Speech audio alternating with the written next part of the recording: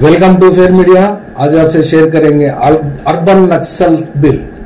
Urban नक्सल bill Maharashtra की assembly ने last Friday और थर्सडे के दिन पास कर दिया है इसको। और इस बिल का मतलब मकसद वहां के चीफ मिनिस्टर देवेंद्र फडणवीस ये बात कहते हैं कि लेफ्ट विंग एक्सट्रीमिज्म को जो बढ़ावा देता है या फिर उसको आगे लेकर जाता है उसके खिलाफ में ये कार्रवाई होगी, ऐसा मतलब बताया। तो फौरी इसके बारे में वंचित बहुजन आघाड़ी के अध्यक्ष प्रकाश अंबेडकर ये कहा है कि सरकार से उन्होंने क्लैरिफिकेशन पूछा है कि ये अर्बन नक्सल है क्या, यानी अर्बन नक्सल का डेफिनेशन ये पूछ रहे हैं। और वैसे तो इस अर्बन नक्सल के बिल के बारे में हिंदुस्तान में कुछ कोनों में, खासकर महाराष्ट्र और इधर तेलंगाना में भी सोशल मीडिया प्लेटफॉर्म्स पे देखने को मिल रहा है कि ये अर्बन नक्सल बिल के नाम पर आखिर क्या होने जा रहा है बीजेपी सरकार और क्या करने वाली है महाराष्ट्र में। और दूसरे तरफ महाराष्ट्र में भी बीजेपी सरकार है और बीजेपी सरकार तो नक्सल्स के खिलाफ में छत्तीसगढ़ में डायरेक्टली एनकाउंटर्स करती है और उसके लिए डेडलाइन भी लगाया गया है। तो फिर क्या इसका मतलब निकलता है? तो फिर इसके मामले में हिंदुस्तान सतह पर केरला के एक सिंगल जज बेंच ने उसके ऊपर बयान दिया था 2016 के दौरान, और उसके बाद में फिर फुल बेंच 2 जजेस का भी उसके ऊपर जजमेंट आया है कि उसके हिसाब से अगर देखते हैं तो बात करते हैं तो ये being a Maoist is not a crime, ये बात being a Maoist is a not a crime का बयान जो दिया है ये वहां के केरला के हाई कोर्ट के जस्टिस वो बात कहे हैं। ये नवंबर के 2016 17 नवंबर 2016 को वहां पर एक केस दर्ज हुआ था। उस केस के सिलसिले में वह उन्होंने ये ऐसा बयान दिया और उसमें इसका मामला ये था कि police cannot detain a person merely because he is a Maoist unless police form A reasonable opinion that his activities are unlawful, the Kerala High Court has ruled out।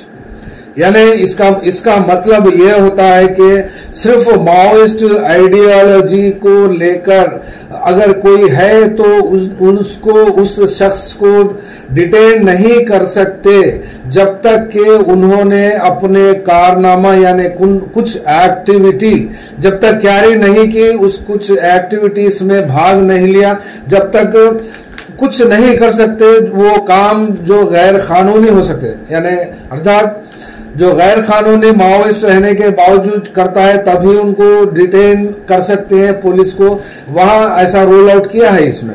और उसी तरीके से दूसरा भी एक केस इसी बेंच के ऊपर यानी यही जजमेंट के ऊपर वहां का केरला का हाई कोर्ट ने क्या बयान दिया है, follower of Maoist ideology can not be prosecuted. Kerala high court ये कब है? 11 जुलाई 2019 को ये वहां का ही सेम केरला हाई कोर्ट का ऑर्डर है। और ये केरला हाई कोर्ट का ऑर्डर का मानना ये है कि सिर्फ पॉलिटिकल आइडियोलॉजी लेकर रहने से कुछ पुलिस इसको डिटेन नहीं कर सकती खाली आइडियोलॉजी के ऊपर। उसी सिंगल बेंच के जजमेंट को वो सही साबित कह दिया, सही ठहराया। और उसके अलावा भी उस वहां के 1 लाख रुपए का कंपेंसेशन की बात भी देने के लिए पुलिस को वो ऑर्डर दिया था उसी केस में।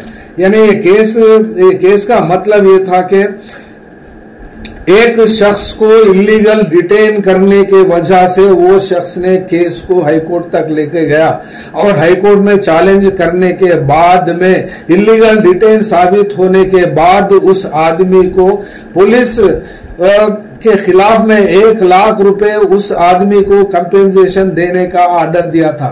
वो वहां के एक हाईकोर्ट के जज के बेटे को इलीगली डिटेन करने की वजह से उन्होंने इस केस को वहां पर लेके गया और लीगल बैटल में वो जीत पाए। तो फिर ये 2 जजमेंट्स है, एक सिंगल बेंच का जजमेंट है और उसको अपहेल्ड करते हुए दो जज बेंचों ने इसको सही ठहराया और एडवांस में 1 लाख रुपए भी दिलाया। इसमें क्या साबित होता है कि मेयर हैविंग एन आइडियोलॉजी या फिर एक आइडियोलॉजी को फॉलो करना या फिर माओइस्ट पार्टी के आइडियोलॉजी का फॉलोअर रहना वो कोई गैर कानूनी नहीं हो सकता और उसके बुनियाद पर किसी को भी डिटेन नहीं कर सकती पुलिस, ऐसा बयान दिया है। जब तक के इस मुल्क के कॉन्स्टिट्यूशनल राज को यानी अपने आर्म से यानी फोर्सफुल अनलॉफुल एक्टिविटी से उसको डिसलॉज करने की कोशिश ना करें, जब तक उनको उस शख्स को क्रिमिनल या फिर उनको अरेस्ट करने की बात नहीं होती है सेंस में। ये ऐसा मानना है तो फिर क्या ये महाराष्ट्र की सरकार को, देवेंद्र फडणवीस को नहीं इल्म था या फिर नहीं पता था तो ऐसी बात नहीं होती, तो शायद ये बिल तो पास हो गई, लेकिन इसके बाद में क्या होता और वहां के लोगों के ऊपर किस तरीके का ये क्रुएल्टी को इंपोज करने वाले हैं, या फिर मीटिंग्स करने देंगे भी या नहीं करने देंगे, या प्रेस कॉन्फ्रेंस करने देंगे या नहीं करने देंगे। जो अभी तक प्रेस कॉन्फ्रेंस किए हैं या फिर सिविल लिबर्टीज के नाम पर कुछ कोर्टों में केसेस भी फाइल किए गए हैं और पॉलिटिकल प्रिजनर्स के तरफ से अगर कोई फाइट भी किया है, कोई रिप्रेजेंटेशन भी किया है कोर्टों में या फिर अवाम में पब्लिक मीटिंगों में उसी का कुछ खंडन किया है, तो फिर क्या उन लोगों के खिलाफ में ये अर्बन नक्सल की बिल, ये देवेंद्र फडणवीस बिल ला रहे हैं, इसका तो पता नहीं है। लेकिन ये इस बिल का मामला तो इस बिल को तो कई लोग और अपोजिशन लीडर्स भी उसके खिलाफ में बात कर रहे हैं और यहां तक कि ये कह दिया कि प्रकाश अंबेडकर उन्होंने इस बिल को कोर्ट में चैलेंज करने वाले हैं। चलिए देखते हैं आगे होता क्या है। Thank you. ఫెయిర్ మీడియాకు స్వాగతం। మా ఛానల్ను సబ్స్క్రైబ్ చేసుకోండి మరియు మా వీడియోలను చూడండి। ప్రతి అప్డేట్ల కోసం బెల్ ఐకాన్ను ఆన్ చేయండి। మేము నిజమైన మరియు ఫెయిర్ వార్తలు మరియు రాజకీయ అప్డేట్లను అందిస్తాము।